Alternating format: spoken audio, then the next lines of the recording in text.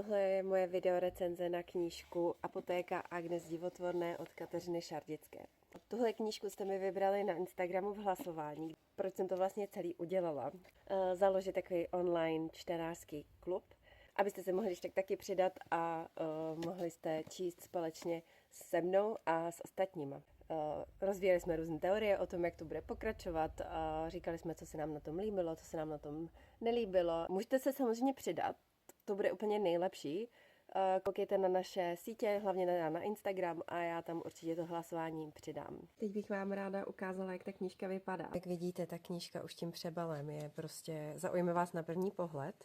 A z každé strany je trošku jiná. A tady se mi strašně líbí ten detail, že ten měsíc je rozfázovaný na 7 částí. Určitě jeden z důvodů, proč jsem si tu knížku vybrala, že se mi hrozně líbilo, jak vypadá. Knížka je o 7 čarodějkách, která každá má jiné schopnosti. Je to vlastně koncipovaný jako taková povídková knížka. Líbilo se mi, že každá ta povídka je jiná a odpovídá tím svým jakoby zaměřením tomu, o kom ta povídka je. Líbilo se mi taky, že je to právě tady tím mozaikovým způsobem poskládaný.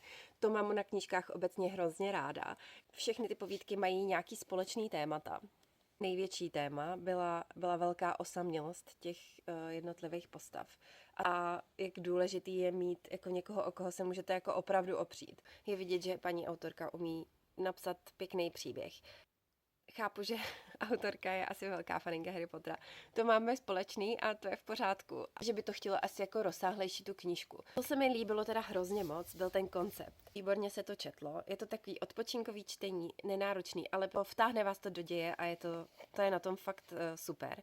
Myslím si, že třeba od 13 let už bych to klidně doporučila lidem, kteří chtějí zkusit fantazii, nechtějí investovat spoustu svého času do nějakých nekonečných sérií. Užijete si ho, čte se to snadno. Co říct úplně na závěr? No samozřejmě vás pozvat do té naší čtecí skupinky ještě jednou. Já doufám, že se k nám přidáte. Byla to opravdu velká zábava. Hlasování o další naší knížce bude na výběr ze 3 a vy se můžete zapojit do hlasování a pak se samozřejmě přidat k nám ke společnému čtení. Budu se na vás těšit a třeba příští měsíc zase ahoj.